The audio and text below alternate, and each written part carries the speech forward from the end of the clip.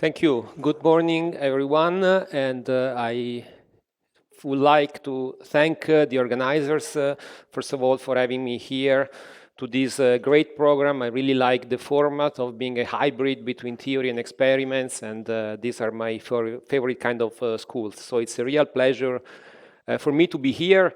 And I will be here until Wednesday, so I will unfortunately miss all the part on wave dark matter, but hopefully I will contribute to the success of the program by telling you about particle dark matter production in the early universe.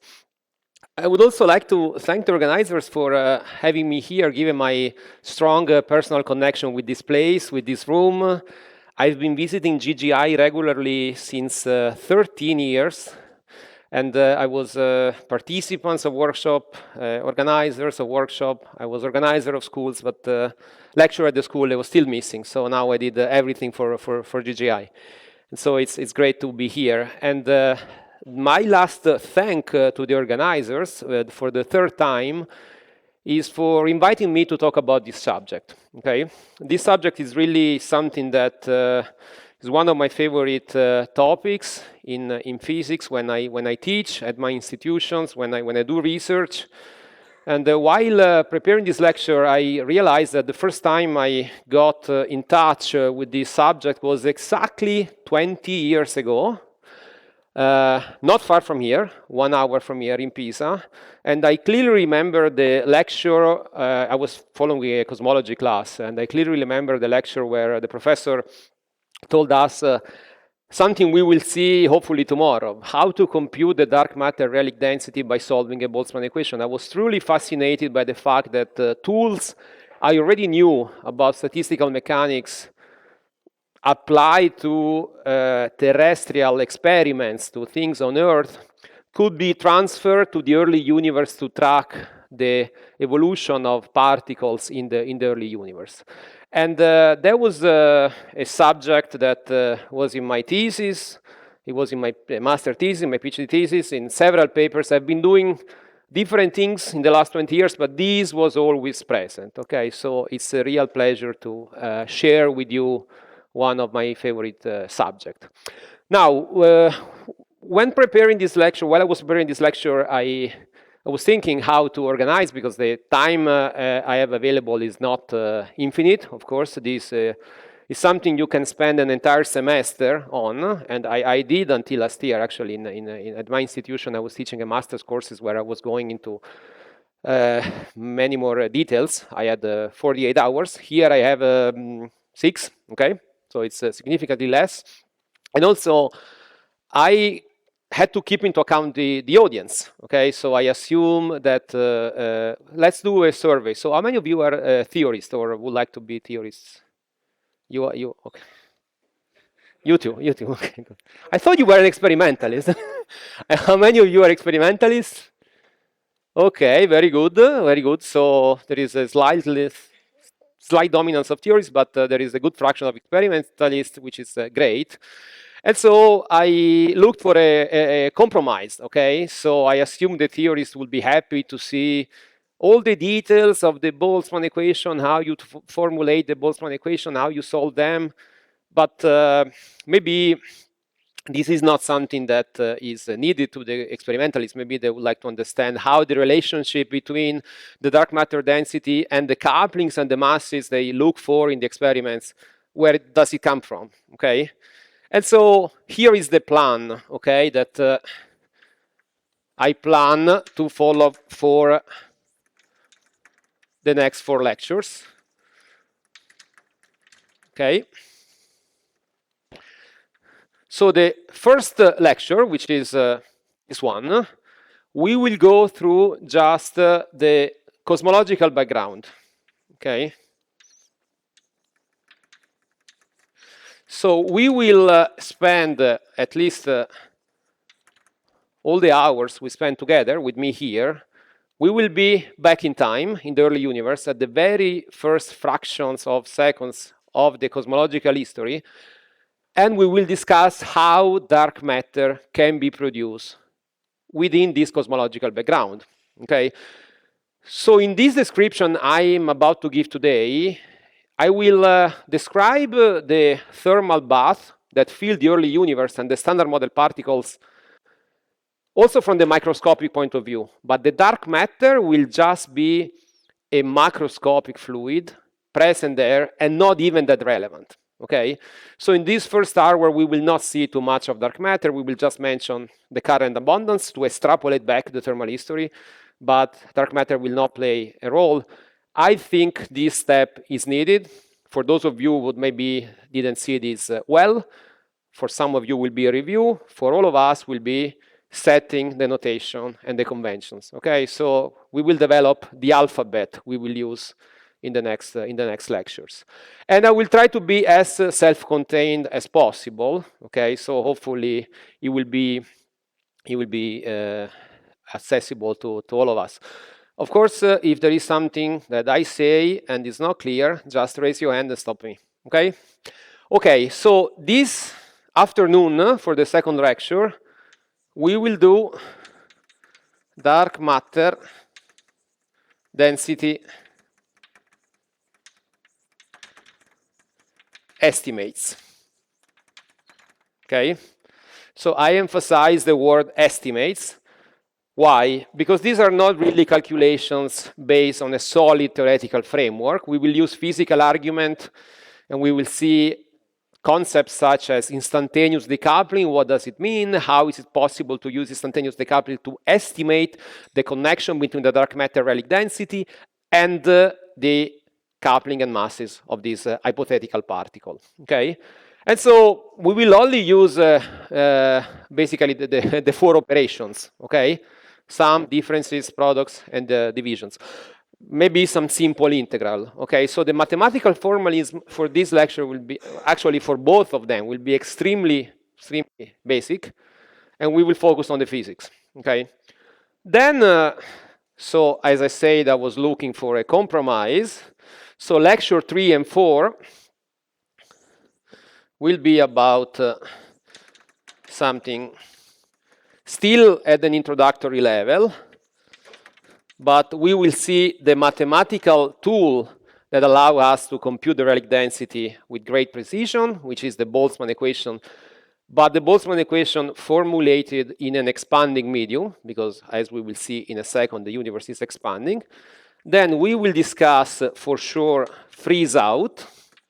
Freeze out is a well-defined paradigm for dark matter production that has been one of the leading production mechanisms, and also an important target for experimental searches, as you will hear this week. And then, if there is time, hopefully on the last lecture we will see also freeze-in. Freeze-in is, as the name suggests, is the opposite of freeze-out. I will be more precise about this concept. But freeze-in is something that originally was thought to be undetectable or very, very difficult to detect, but there are by recent, I mean in the last 5-10 years, ideas, suggestions, also to detect freeze-in at colliders or in direct detection experiments. So this will be where my lectures will touch more contemporary developments. And if there is time, in the last 10 minutes, I will tell you what I've been doing in the last few months, okay? But the goal here is to be introductory, is to start from a simple, self-consistent description of the early universe, and then use this early universe as a particle physics laboratories to investigate dark matter production, first from a quantitative point of view, and a qualitative point of view, and then we will be quantitative, okay? So that's the plan. Now, I will be around, as I said, whenever I say something that is not clear, raise your hand, and I will be more than happy to answer. I will be here until Wednesday morning. Then I have to, right after the lecture, I have to run to catch a train. So I will not escape from you. I just have a meeting in Padova in the afternoon.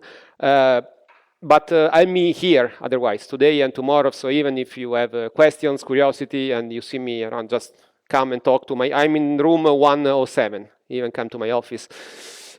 And also, I wrote for this school, I wrote some lecture notes that are at the moment at the very, very, very, very preliminary level.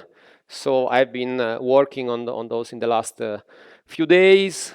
I plan to have a version that is decent by the end of the school.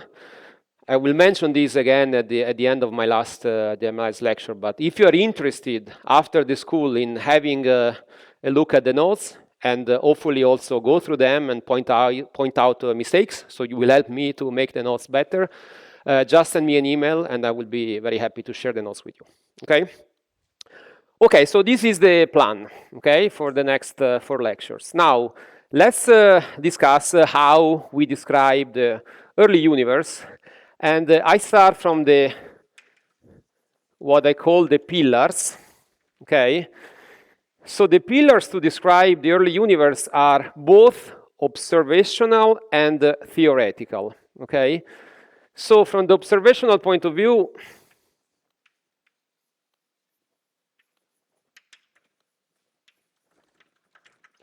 we know that the universe is homogeneous and isotropic, okay? This is also known as the cosmological principle. So it's interesting that why do I call principle something that is supported by observations? It sounds strange. It used to be a principle. So decades ago, to make progress, to be able to write down any equation, to make any progress, this was just an assumption, okay? Then later on, we found a strong support from observations. If you look at how galaxies are distributed in the universe, we know that the CMB spectrum is very isotropic. The black body has a temperature with very, very tiny fluctuations that we will not touch in this lecture, but are very, very important, of course, to understand how the universe evolved until today. And so, historically, this was known as the cosmological principle. It's still called a principle, but of course, it's not a principle anymore. It's something supported by observation. And then the other important information we have about the universe is that it's expanding. So this is something we learned, roughly speaking, 100 years ago with the work by Edwin Hubble that found that faraway galaxies were all receding from us.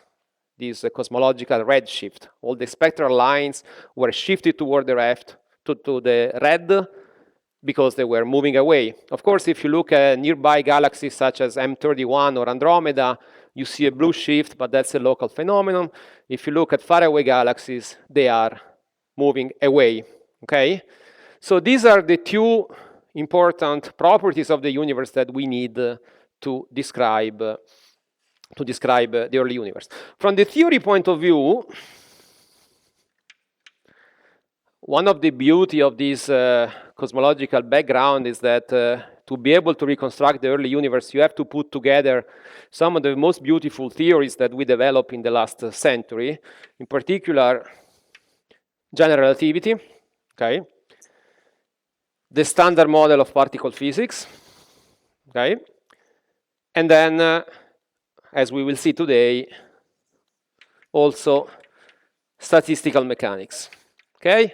Because we will describe the primordial plasma is a gas of standard model particles in thermal equilibrium, so we need to discuss the statistical properties of this plasma, and so 1, 2, and 3 put together will be instrumental to reconstruct the early universe.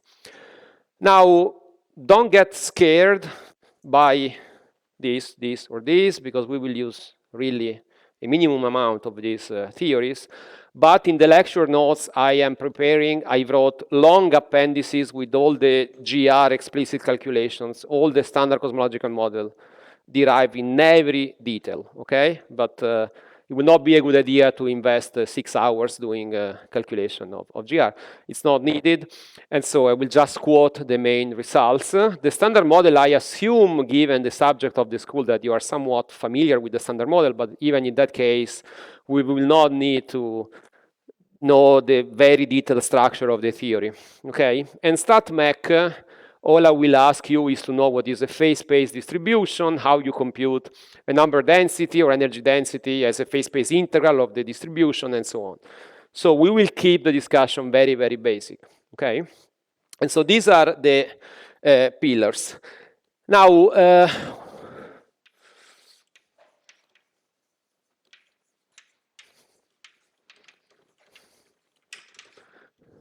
the first important concept that we have to introduce is the one of comoving coordinates, okay?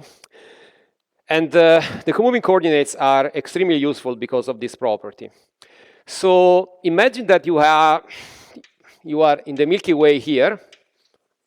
This is Milky Way.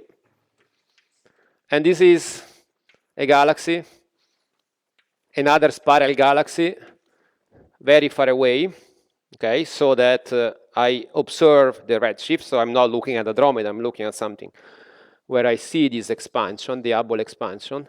Then the vector between these two galaxies with time evolves, okay? Because the universe is expanding. So what I called RPT is the physical coordinate, okay? And it's called physical because, well, you can formulate this within the framework of GR. This is what is known as the proper distance, okay? But it's a distance that evolves with time. And the reason why it evolves with time is that because the universe is expanding.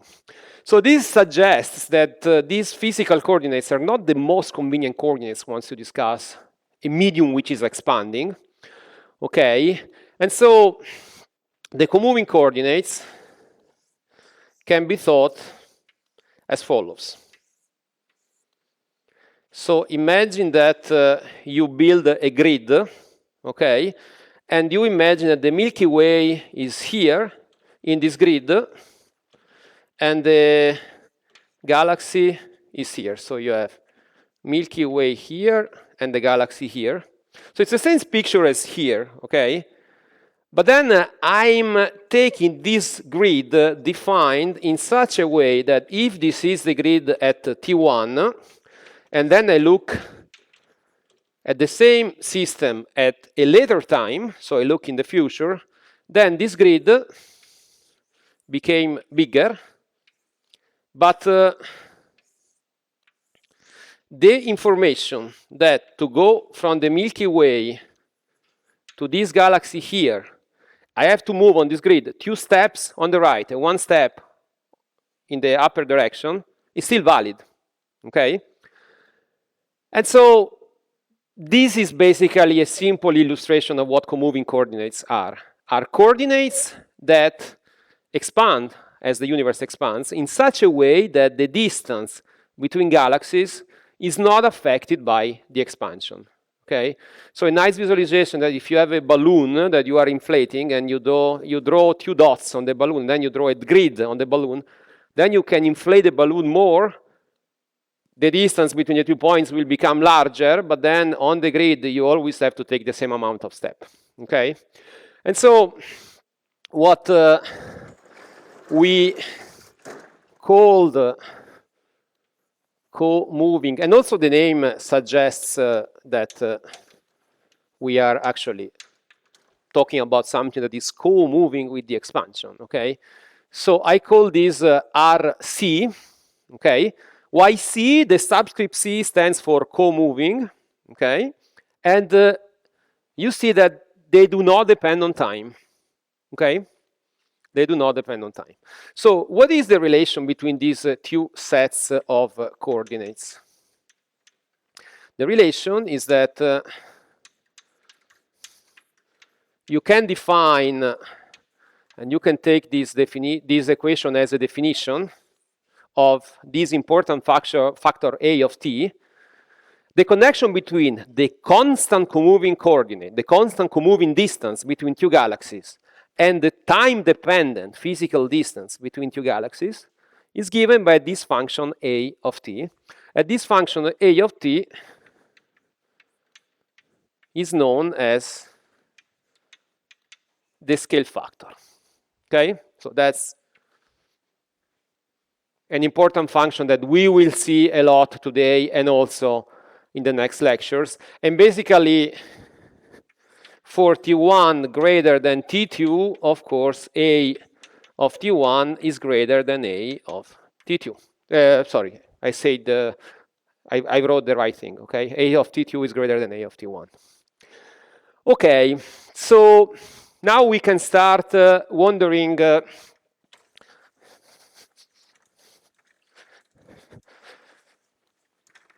how the scale factor depends on time.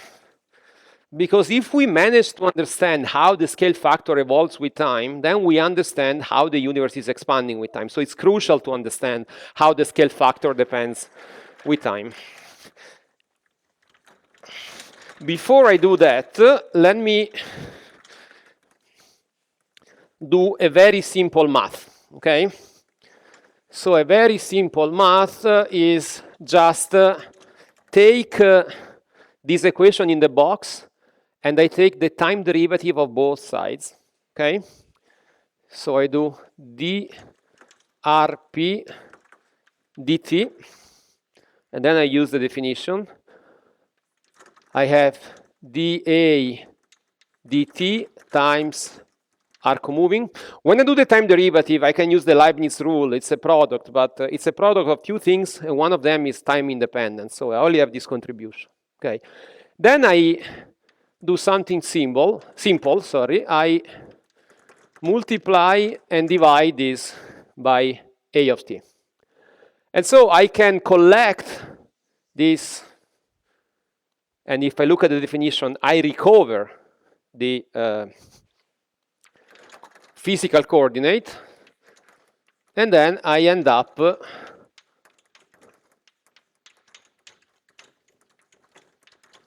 okay.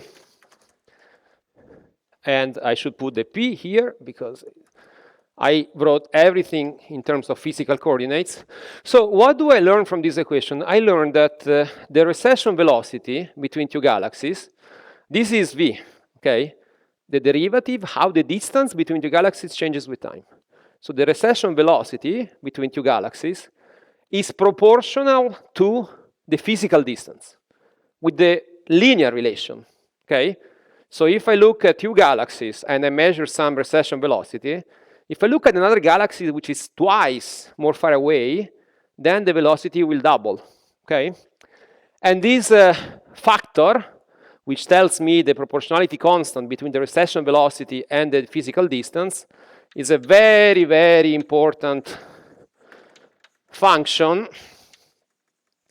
We will get sick of seeing this function. We will see that until the very end of these lectures. And it's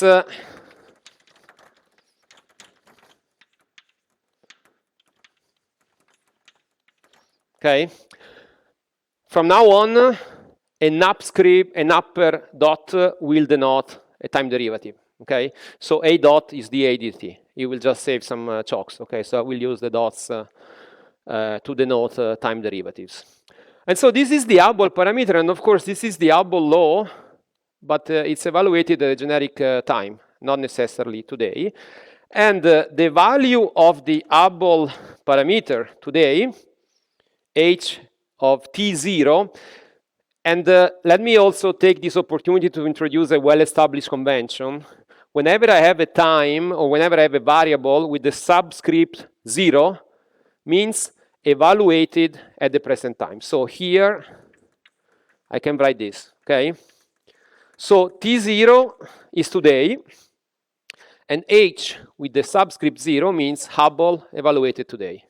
And this is a very important quantity in cosmology that can be measured, and historically is being parameterized by these funny units.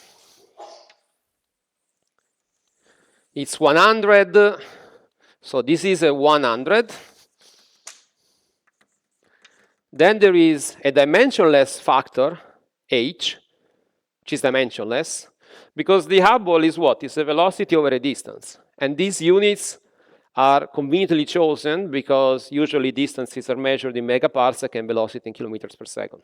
okay? But please notice how, as it should, this is the inverse of time, okay?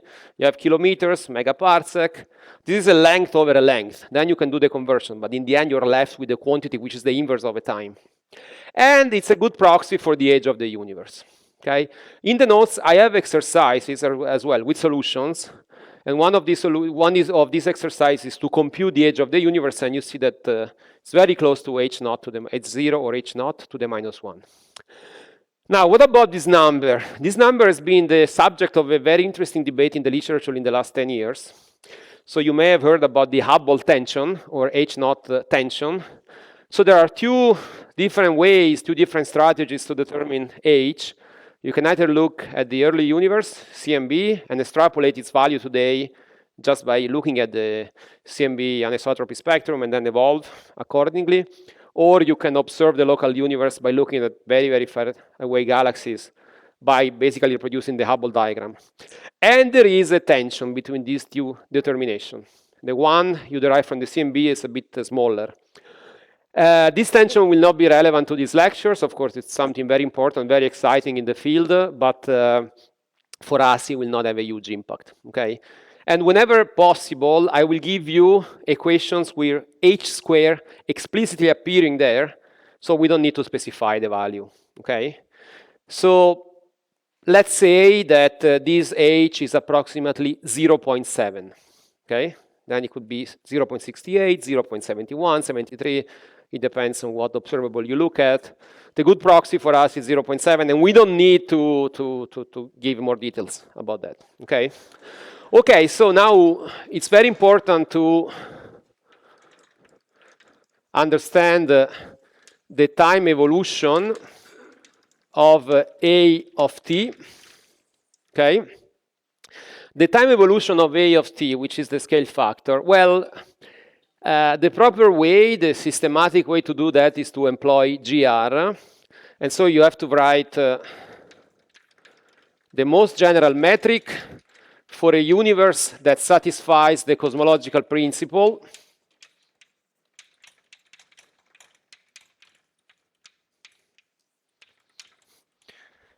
So this is the most general metric.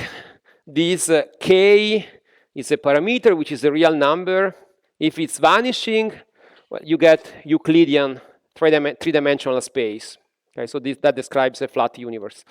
Then according to the sign of k, if k is different from 0, you can either have an open or closed universe. We will not discuss this any further because we have a good evidence that the universe is flat. So we will set k equal to 0 in every equation we derive. Okay, but this is just for completeness. This is the most general metric describing an expanding universe, which is homogeneous and isotropic. And of course, the expansion is taken into account by the time dependence of this. And these coordinates are comoving coordinates. You see, they don't depend on time. Okay. So if you take this metric tensor and then you compute the Christoffel symbols, the Riemann, the Ricci, and you do all the procedure of writing down the Einstein equation, something that you will find in the appendix, of the notes, then you end up with the so-called Friedmann equation. And sorry, this is Friedmann, Lemaitre, Robertson, Walker metric, okay, for completeness. Now, the equation telling us how the scale factor evolves can be written as A dot over A squared, which is Hubble squared. So it gives us the expansion rate of the universe on the left-hand side. On the right-hand side, which is not surprising if you remember the form of the Einstein equation, you have the total energy density divided by 3 m Planck squared. M Planck for me is the reduced Planck mass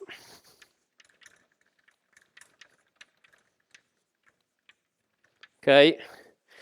So I didn't say that, but throughout these lectures, I'm using natural units. So the speed of light is equal to 1. The Planck constant is equal to 1, the reduced Planck constant, h bar. And also the Boltzmann constant is equal to 1. So I will measure temperatures in GV, MEV, TV, okay? That's just easy. I don't set G equal to 1. When you discuss the early universe, it's common to employ this reduced Planck mass, which is just 8 pi G to the minus a half, and up to a prefactor is 10 to the 18 GeV. Okay, so that's what appears here. And then you have, if you want to be complete, also a correction proportional to K, but from now on, we will neglect this, okay? We neglect this because we know that the curvature today is negligible, and if it's negligible today, you can check, and you will find that in the notes that in the past was even more negligible, okay? So this is allowed. So now we have to face this equation, how to use that to reconstruct the history of the universe. And let me emphasize that also the energy densities depend on time, okay? So we have found one differential equation, the Friedmann equation, describing the time evolution of the scale factor and all the energy densities of everything that is present in the universe. Now, this sum over I is just for completeness. Imagine that there is a leading species that dominates the energy budget. Even if you have only one term here, you have two functions of time, two functions, the scale factor and energy density, but you have only one differential equation, okay? So with only that equation, you cannot make progress. We need to add more equation, but we get to that in a second.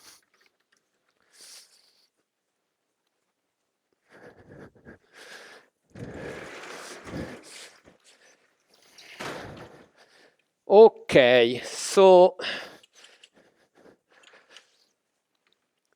how do we make progress? There is another equation, which is known as the fluid equation, that I am about to write. So I mentioned that you need general relativity to derive this Friedmann equation. It's still possible to do what is usually referred to as a Newtonian derivation of this Friedmann equation. It's not really a rigorous procedure, but you can get to this even without invoking general relativity, but just using Newtonian gravity, just for completeness. But if you look at the derivation I will give you, it's a rigorous general relativity. Likewise, the equation you can write, I'm about to write now, the fluid equation, can be derived just by a qualitative argument based on the first principle of thermodynamics, which is also something you see very often. But basically, if you apply this conservation of the energy momentum tensor of a perfect fluid, and you have to do the covariant conservation. So this is a covariant derivative, so there are the Christoffel symbols and so on. So if you do this, then you can see that for each species I appearing here, you have also a differential equation that tells you how the energy density evolves with time. Okay? So it's d rho I dt plus 3h, where h is Hubble, rho I plus pi. Pi is the pressure, okay? So I have a very bad handwriting, I realize that, and my rho and my pi are very, very similar, so I will make an effort to write them in a way that you understand, but let's say energy density is rho I, okay, and the pressure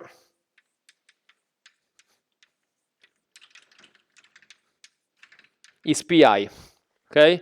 So I will try to make the p with a very straight line and the rho with the curly font. If you don't understand, just ask, okay? So you see, this is an equation that, as I told you, you can derive that with the first principle of thermodynamics. You can use GR with the covariant conservation of energy. You can do both. We will not do anything. I will just quote the result, but let's see if it makes sense.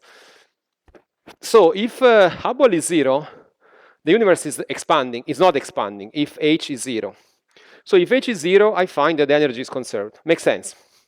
Now, If the universe is expanding, h is different from 0, okay? So I see that the energy density is not constant anymore. And it's changing because of two reasons. This first term is just a dilution of the energy density due to the expansion. And this one, proportional to the pressure, is just the work that is done by the fluid against the boundary. Okay, so if you take a sphere of a fixed co-moving volume, you can see that these are the two effects. So the energy density can either change because the universe is expanding or because there is work done. Yes? Of course, of course. So actually, everything is function of time here. Everything is function of time. I will not. I will try to omit that just for the sake of space, but absolutely, yes. H is a function of time. Everything is a function of time. So let's take one step back. We had this equation where, for completeness, these were function of time. We are trying to understand the time evolution of quantities, where time evolution is with respect to this t. It's a time coordinate of a given metric, okay? You can define time the way this is a time coordinate of the FLRW metric. You want to understand how the scale factor evolves with this time coordinate. Well, you find this equation. Unfortunately, there is another function of time appearing, okay? And so two unknown functions, one differential equation, no good. We had one equation that we had available before, conservation of energy. Now you have one other equation, but you have another unknown function, the pressure. So to close the system and have three unknown functions with three equations, you need another equation, which I write here, which is the equation of state. Now, the equation of state, it's just the pressure as a function of the energy density, and this pressure as a function of energy density for all the cases we will discuss in this lecture series, it's enough to take the situation where there is a linear relationship between pressure and energy density. And this Wi is an equation of state parameter, which is a real number. Actually, let me tell you even more. To reconstruct the history of the universe, we just need to discuss three cases. We have Wi. I write the three cases and then I comment them. Okay. So Wi, I said approximately 0 because it's not exactly 0, but it's really, really small. So pressure is much, much smaller than the energy density. This is known as non-relativistic matter. Sometimes in astrophysics and cosmology is also called dust. Okay. So this is a non-relativistic fluid. Okay, where the kinetic energy is much smaller than the rest mass energy. And so the pressure, you know, the equation of state, if you remember from high school, PV nRT or nKT, depending what form you use, pressure goes like the temperature, but the energy density goes like the mass. Okay, so if the temperature is much more than the mass, you are in this case. And this kind of equation of state describes the baryons today, describes the dark matter today, so it's a very important case, okay? W equal to 1/3 is radiation.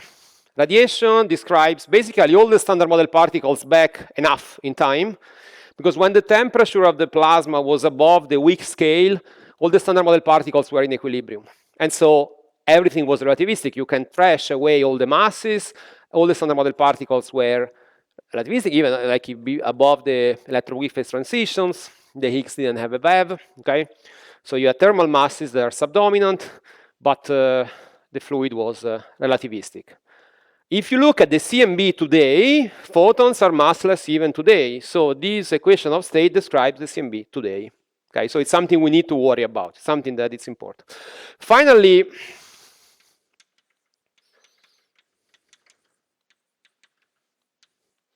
this W equal to -1 is very, very important, and it is important. Why? Oh, dark energy, sorry. This is important since 1998. to describe the current universe. Of course, if you have inflation, then we will not talk about inflation in these lectures, but that's also another case where this is important. But to describe the current universe today, we need also this additional component, because we know the universe is accelerating. The discovery was from 1998. We call this mysterious component that is responsible for the current acceleration dark energy, and the equation of state is this. Okay. Now, exercise, very, very simple exercise. You can show that by using the equation of state, sorry, the fluid equation, you can find that the energy density of each fluid at the generic value of the scale factor, A, is equal to the current value today times this ratio of the scale factor to the minus 3, 1 plus Wi. Okay?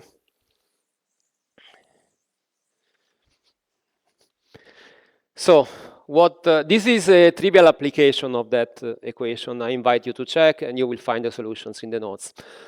So the energy density of something in the past where A was smaller than A0, remember A0 means the scale factor today. In the past, A was smaller because the universe was smaller. So rho of A is equal to the 1 of today times this ratio. This is a ratio smaller than 1 with the negative exponent, and so it was larger. It makes sense. If I go back, like universe smaller, energy density larger. Now it's interesting to discuss, sorry, maybe you cannot see this well. So I have minus 3, 1 plus Wi. Okay. So it's interesting to discuss this behavior for the three cases I discussed. Okay. So if I have Wi equals 0, dust, cold matter, I have A to the minus 3. This is just a number density dilution. Okay, the rest mass is constant. I just change the number density. If I look at radiation, 1/3, 1 plus 1/3 is 4 over 3. 4 over 3 times 3 is 4. So I get A to the minus 4. So radiation goes as A to the minus 4. And if I go A to the minus 4, it makes sense. Why? Because A to the minus 3 because of the number density. But there is also the cosmological redshift. So photons, as they propagate in the universe that is expanding, lose energy with the power of A to the minus 1. You can imagine the photon wavelength being stretched. You can also solve the geodesic equation and find that this is the right behavior. But it's intuitive, okay? Finally, if it's W is equal to minus 1, this is not valid. Well, yeah, it is to the 0 exponent, yeah, it's actually fine. You find that the energy density of dark energy doesn't change with time, okay? So if W is equal to minus 1, you get 0 here in this exponent, so this ratio is not there. So at any time in the past, the energy density was the same as today, okay? So this is very important because, you know, we want to reconstruct the history of the universe, but we cannot go back in time. All we can do is to make observations today. So if we make observations today and we use this equation to travel back in time, then, of course, we can know what the universe looked like back in the past. How much energy was there in radiation, how much in matter, how much in dark energy. We just use that equation, okay? So let's do that, but before we do that, before we extrapolate, we need the current values of the energy densities. In other words, I've been giving you lots of differential equations, but when you solve differential equations, you need initial conditions. In our case, they're more like final conditions, more than initial, but because we are taking the values today and we go back in time. But they are the integration constant of this differential system. Okay, so let's do that.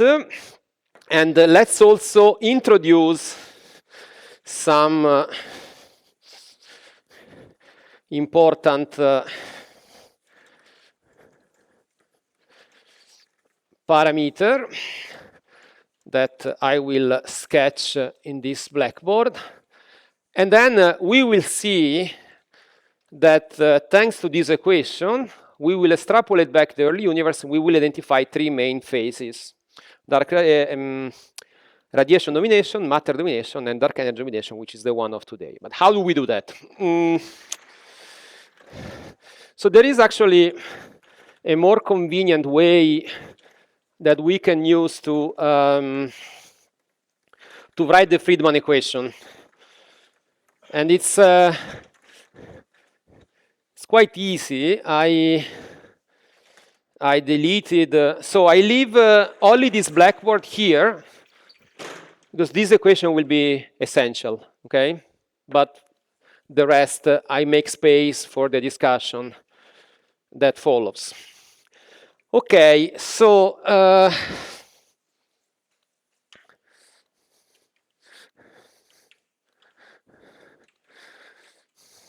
okay. So Friedman equation. Remember, h squared is sum over I rho I 3 m Planck squared. Okay, this is the Friedman equation. I neglect the curvature term for the reasons, but you can generalize this. Okay, but I will keep the discussion simple. Now, this can be written in a very suggestive way by saying that there is a sum over this omega I being 1. What is omega I? Omega I is by definition, so omega I, which depends on time, so let me keep the explicit dependence, so to avoid any confusion. Omega I is the ratio, okay, the ratio between the energy density of the species I, and this I, just to be concrete, will be photons, electrons, W, stops, muons, all the, plus hypothetical particles such as dark matter. So it's omega I over, sorry, rho I over rho critical, where we introduce the critical density, and this is a definition, as a function of T, which is 3 times h squared m Planck squared. So you see, it's very easy. You take this equation, you bring the h squared here, and you have this sum over omega I equal to 1. So this is interesting because it tells us that if we neglect curvature, as we will, at any time, if you express the energy density of all the species by using these variables, they always sum up to 1, okay? And so in particular today the sum of omega I evaluated at T0 will give you 1. So let's see what is in the universe today, okay? What is in the universe today? So let's call this cosmic inventory. So today there are photons, CMB, okay? So the CMB as a density, I call this rho gamma T0. You can compute this very precisely. Okay, it's 2, because the photon has 2 polarizations. Pi square over 30, take the Planck distribution and you integrate. H bar equals equal 1 here, of course, times the CMB temperature. The CMB temperature today is 2.7 Kelvin, or even 10 to the minus 4 electron volts. So all of these conversions are, I do them in the notes, but they are good exercises how to switch from Kelvin to electron volt and so on. Okay. So if you plug the number here, you find that omega gamma, so the fraction of the energy density stored in photons with respect to the critical density is much less than 1. So it's just telling us that today the photons are a very subdominant component to the total energy density. Just for reference, let me give you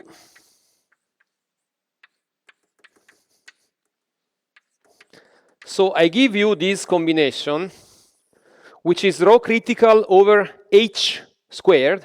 So I don't need to specify what H is. Remember the Hubble tension. So I write this in this way. Keep in mind that H is more or less 0.7. 0.7 squared is 0.5. So this is just a factor of 2. Okay, but we are giving it really an estimate. So this is GV over cubic meter today. Okay. So this energy density is big or small? What do you think? Big or small? So the question I just asked you doesn't make any sense because big or small doesn't mean anything. So it has to be compared with something, right? So it's something with dimensions. So we can talk about ratios, dimensionless ratios. If you imagine, if you remember, the proton has a mass of 1 GeV, then this equation here is telling us that the total energy density of the universe, remember, the sum over omega I is always equal to 1. So the sum of the total energy of all the species in the universe is equal to the critical density. So the critical density today, actually the critical density at any time, is telling us what is the total energy density of the universe at that moment. And I am sorry, but yes, so there is a centimeter, yeah, sorry. But anyway, it will be small, okay? Why do I say small? Because you remember a proton has a mass of 1 GeV. So in each cubic centimeter, there is a proton, okay? So this is really something that compared to the density of this table, for example, meter, I want to write, let me write this properly, is 10 to the minus 5 GV over centimeter. So the reason why I was not remembering well is because between meter and centimeter there is a power of 6, but there is a power of 5 here. So let me give you the proper equation that I just checked, okay? So this is the mass of a proton, okay?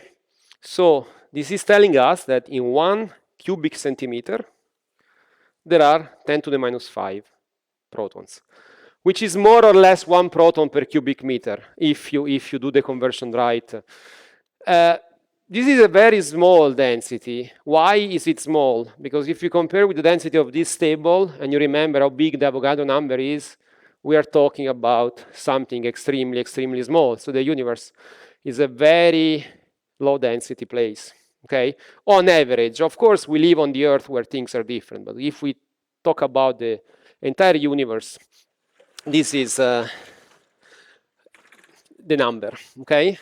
And I invite you to check this number that I just checked. And it's very simple, but yet instructive to derive this number because you have to evaluate, well, M Planck is in GV already, but H not, I gave you in that funny unit system with megaparsec, kilometers per second.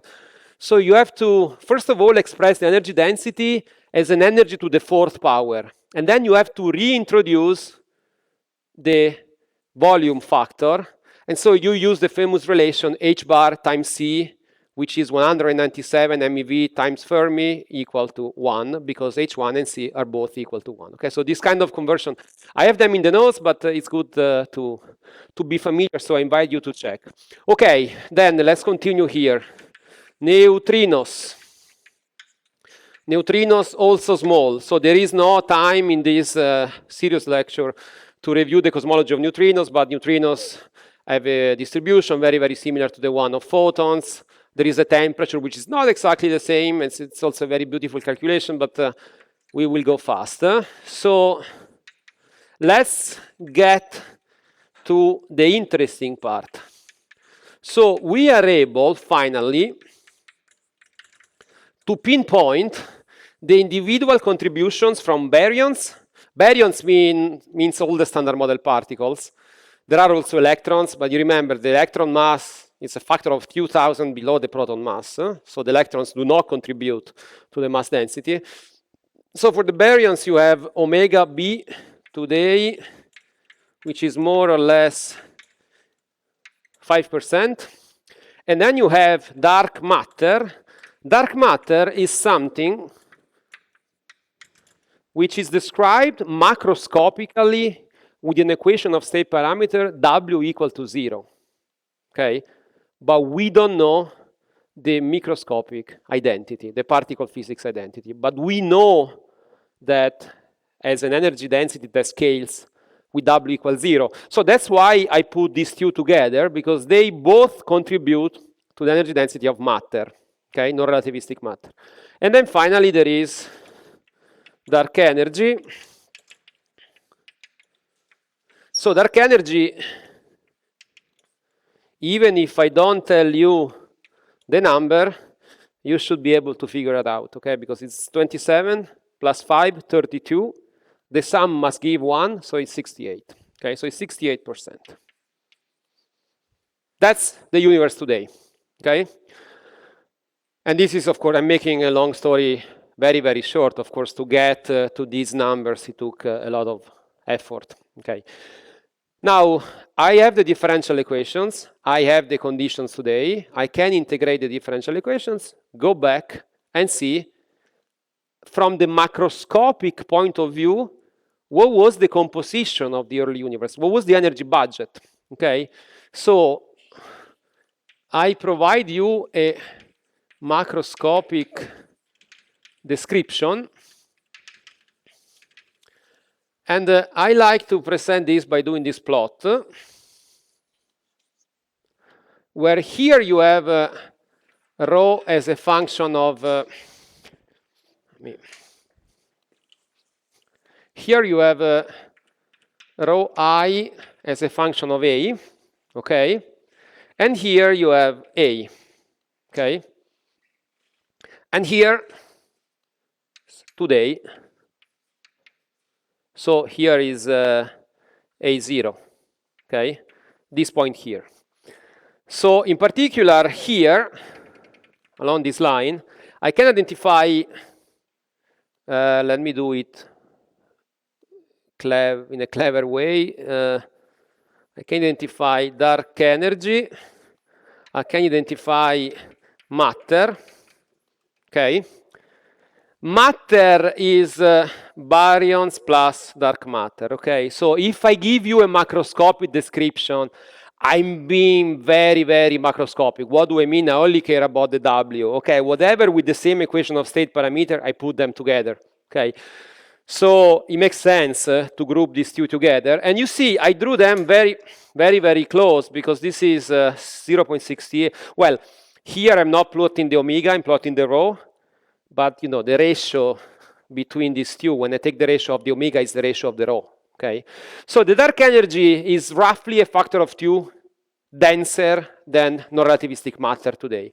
And then there is radiation. Radiation, which I draw here. Maybe let me make these two a bit closer, okay? So this is how I describe the universe today. On this vertical line, I'm at the scale factor value equal to A0, okay? Okay, now let's extrapolate back in time. What is the easiest one? The easiest one is the dark energy. The dark energy has a rho that is constant with time. So the dark energy goes like this, okay? Then I have to extrapolate back matter and radiation. Matter goes like k to the minus 3. I'm using log variables, even though I didn't put the axis, but imagine, so power laws are straight line with a different slope according to the exponent, okay? So matter goes like this, and this is a to the minus 3, okay? And then radiation goes like this, and this is a to the minus 4. Okay? So it's interesting to see. Of course, this plot is not made in scale, and it's just qualitative, but I want to point your attention to two things. The first one is that at some point in the past, actually not that far away in the past, we enter a matter domination epoch, because matter, given the redshift behavior, wins over dark energy. And this happens when the radiation is still subdominant, okay?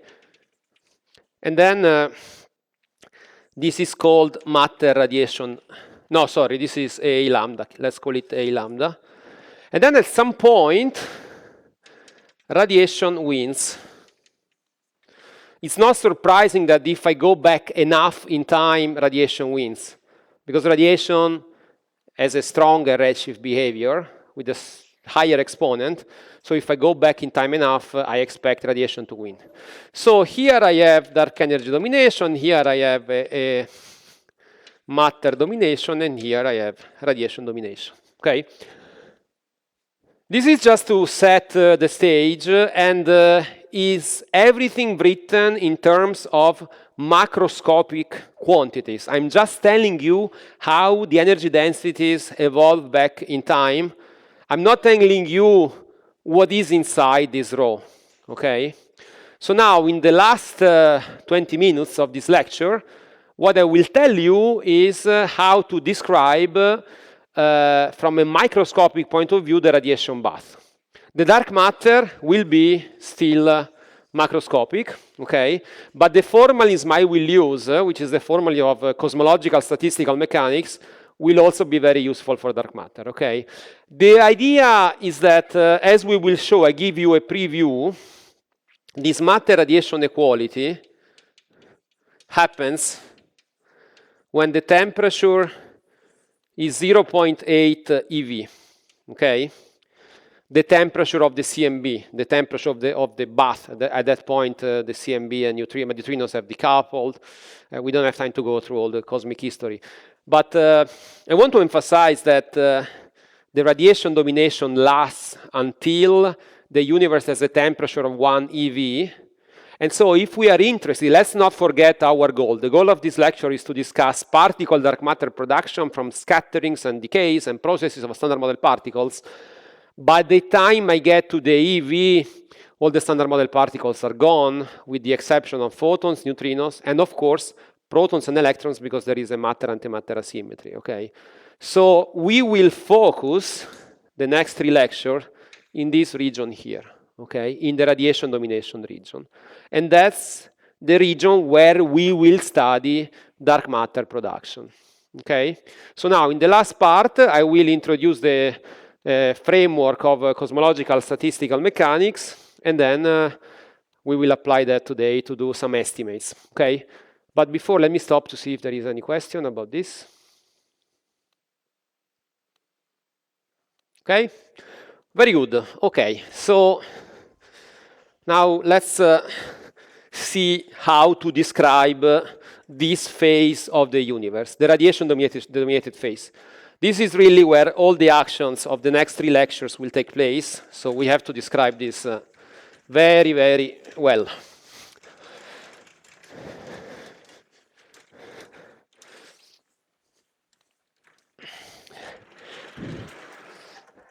So I will just introduce basic concepts of statistical mechanics, but with some important variation, because after all, we are describing a medium that is expanding, okay? Yes, please. Yeah.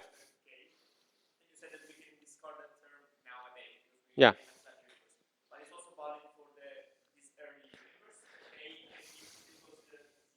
Yeah, because you can track, you can define an omega parameter equivalent for the curvature. So you can extend, and I will put that in the notes with all the details. So this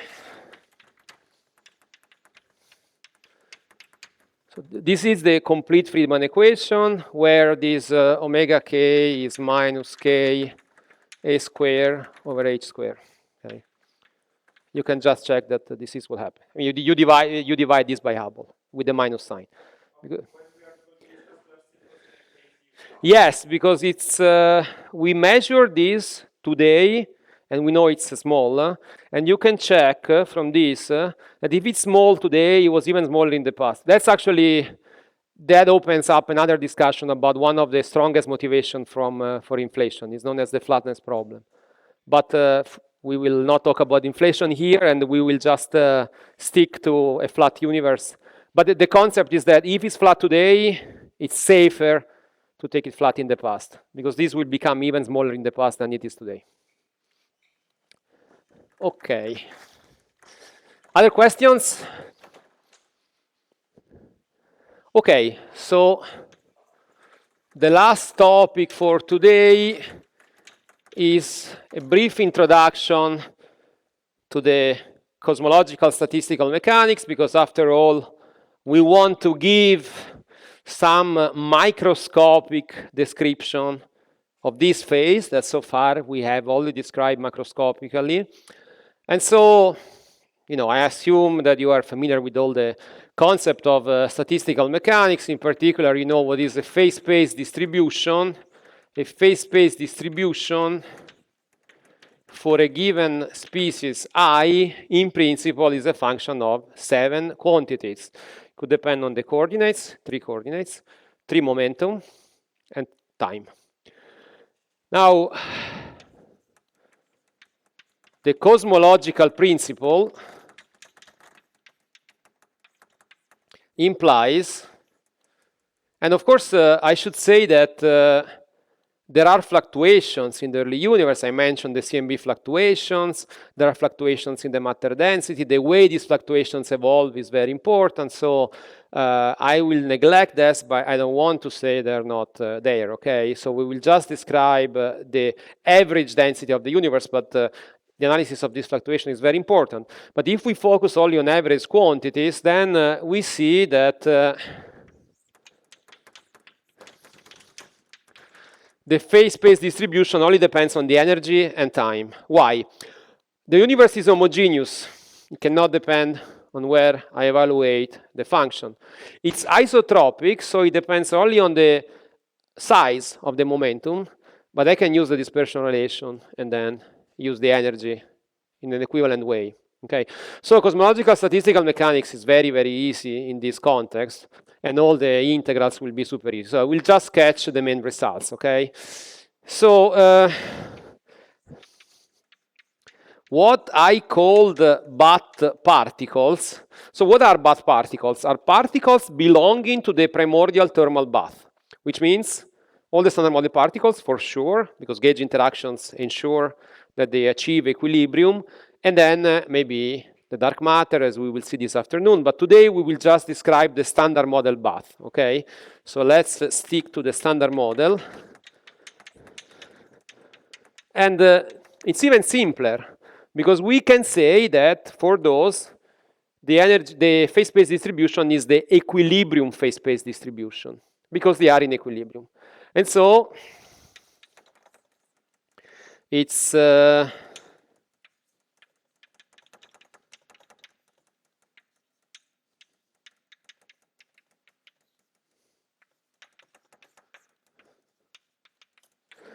so if you are describing fermions, you have a plus. If you're describing bosons, you have a minus. Okay, and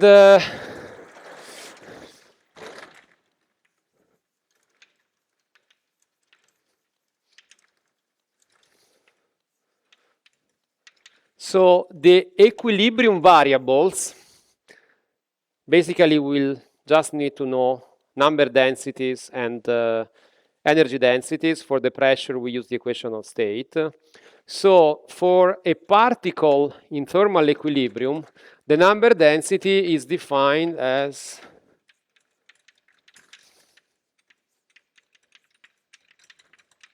the integral over the phase space distribution. Now, instead of T, we express this as a function of the temperature. We will see at the end the time-temperature relation.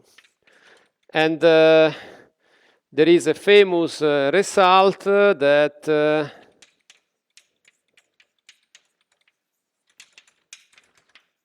so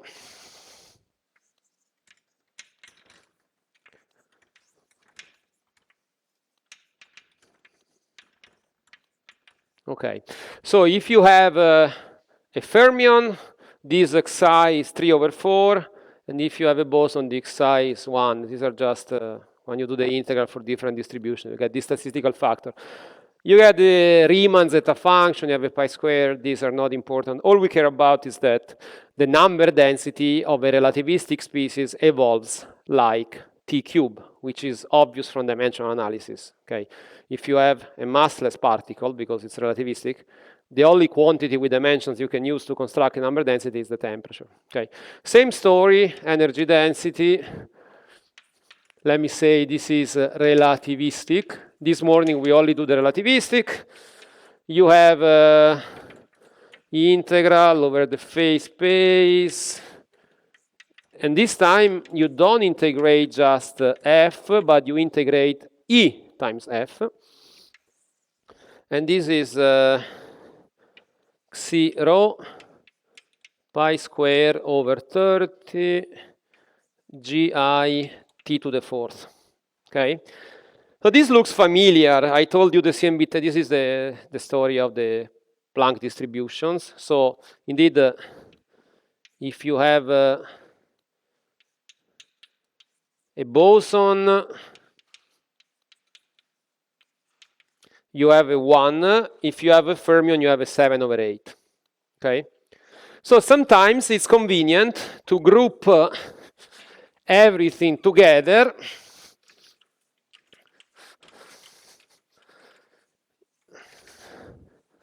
To group everything together and to write the total energy density in the radiation domination phase.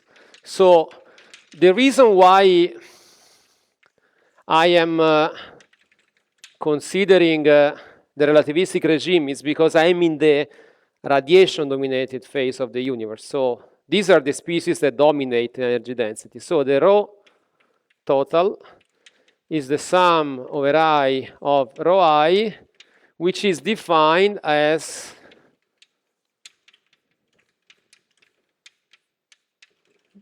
this equation here. This G star is known as the effective number of degrees of freedom, and it's the sum over bosons and over fermions with the appropriate statistical factors, okay? And the sum is only over the particles that are relativistic. So this energy density will be important in a second because he enters the Friedmann equation, okay? Last variable I will define today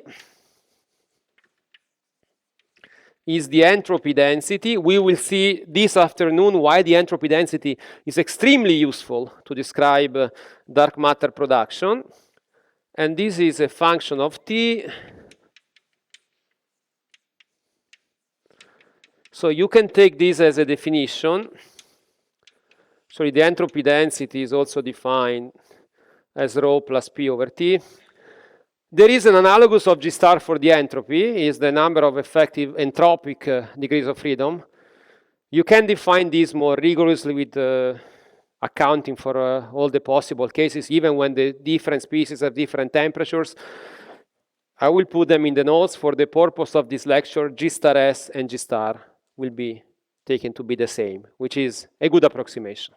Of course, if you want to do more refinement, if you write a paper and you want to do a relic density calculation properly, you have to account for these differences. But for these Blackboard lectures, G star and G star S will be the same. Okay, so last Blackboard. Okay, and then we go for lunch.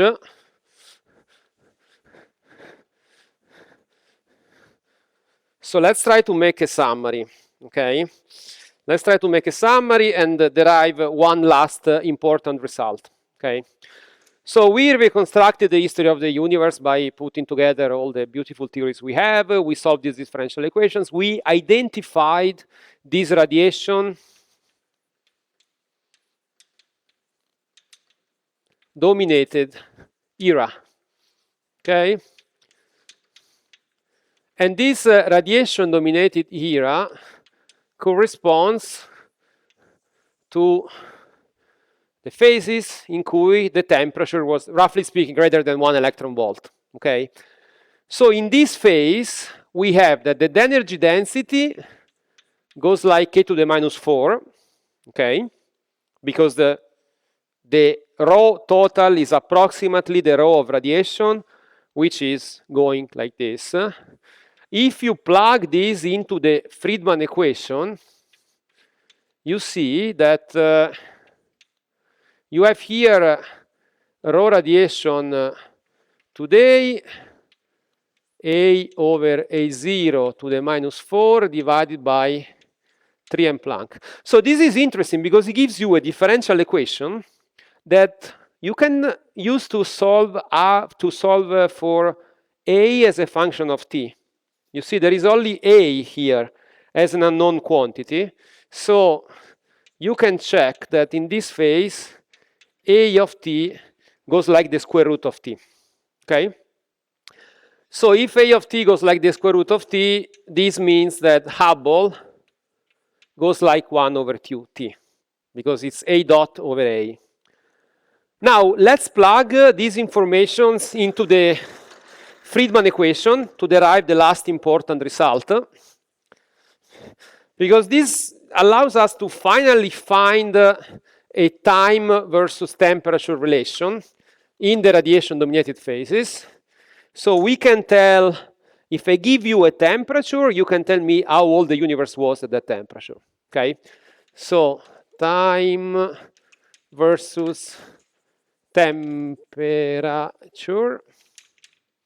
okay? So time versus temperature, how do you find that? Well, you know that H is 1 over QT. I'm using that equation there. Now I use the Friedmann equation, square root of rho, square root of 3 and Planck. But now rho is pi square root of G star 3 square root of 10 t square over m Planck. Okay. Instead of rho, I plug the expression with G star inside it. So if I neglect the variation of G star changes between 10 and 100 as the universe evolves, you find that t square times t is constant.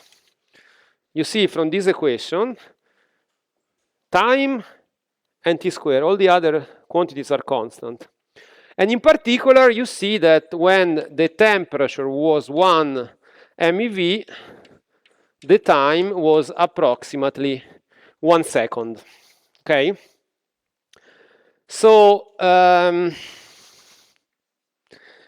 how do you do this? Well, you need to, again, plug the explicit numbers for the Planck mass, and also, in this case, use h bar equal 1.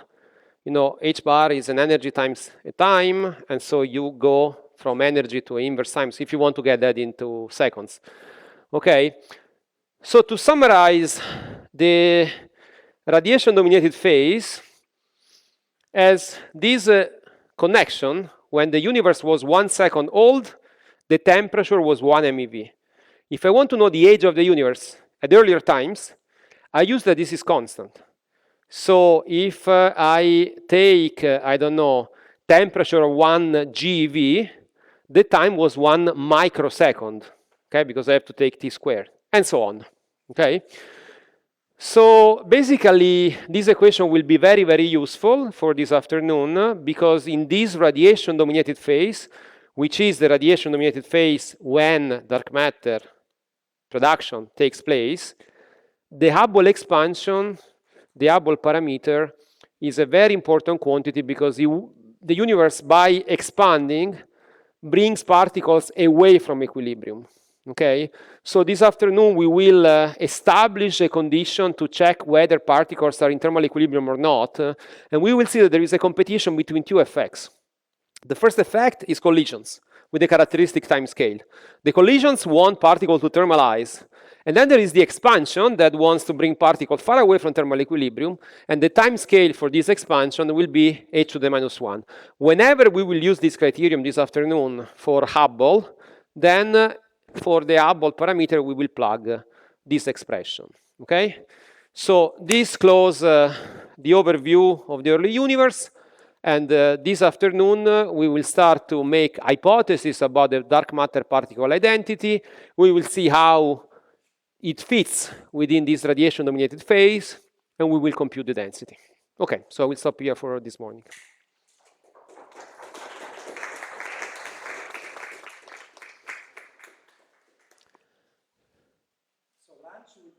10 minutes, so if there are questions for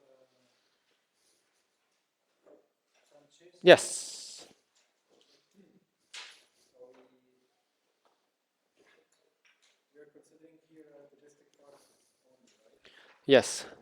But we're always standard for the particles of Good question. So I didn't give you all the details, but basically, since I only care about the radiation dominated phase, in the Friedman equation, I should put the total energy density. But I restrict myself to being in the radiation dominated phase. And so with this row, I only put the row in radiation because I know it's dominant. So there will be also particles that are non-relativistic. That is reflected into a temperature dependence of G star. So G star only accounts for particles that are relativistic at that epoch. And so this is basically how you can do more refined analysis, but a good approximation is to take this G star as a step function, and each particle contributes whenever the temperature goes above its mass. Then you can refine this. That's a good starting point.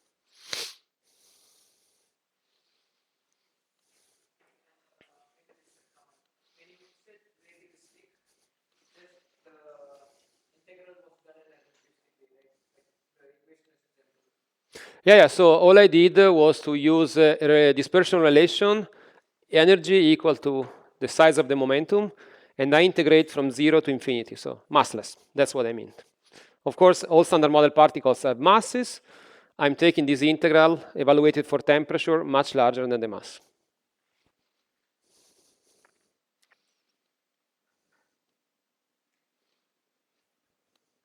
how much G star for that? So again, G star, I have in the notes a detailed calculation by all the numerical factors with the standard model. If you take temperatures above the weak scale, so all standard model particles are in thermal equilibrium, and you neglect self-interactions among them, so you take that as an ideal gas. Then so let me write this number, it's a famous number, G star at temperature much larger than mz is 106.75. Okay, and I have an explicit calculation. You may wonder why you have a fractional number of degrees of freedom if everything is relativistic, because remember, a fermion counts as 7/8 times a boson, just because of this, okay? So that's why you get not an integer number. So this is for very large temperature. If you are at the slightly above the MeV scale, where the effective degrees of freedom basically are photons, neutrinos, and electrons, then you have G star, which is 10.75, I think. So between the MeV and the weak scale, G star changes by a factor of 10. It appears with a square root.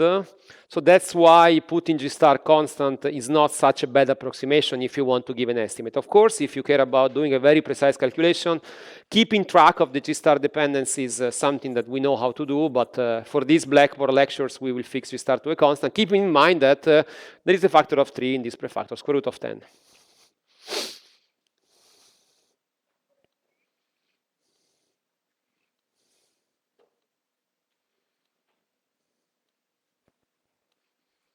So if there are no more urgent questions, we can go for lunch. Thank you.